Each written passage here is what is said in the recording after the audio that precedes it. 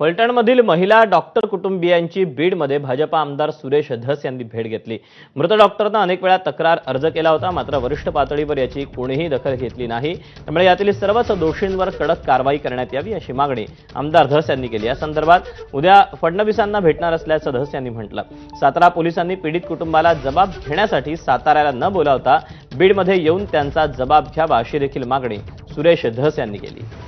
कशी होईल त्या चौकशीमध्ये निश्चितपणे निदर्शनास येईल आणि काल मला वाटतं तिथल्या एसपींनी डिनाय केले, परंतु ठीक आहे, आम्ही बी त्याच्यावरती डायरेक्ट आरोप करत नाही, पण जे काही चौकशी समितीच्या पुढं संपदा मुंडेंनी स्टेटमेंट दिलेलं आहे त्याच्यामध्ये जो उल्लेख आहे त्या प्रत्येक उल्लेखाची चौकशी झाली पाहिजे असं कुटुंबीय आणि माझं सुद्धा स्वतःचं मत आहे।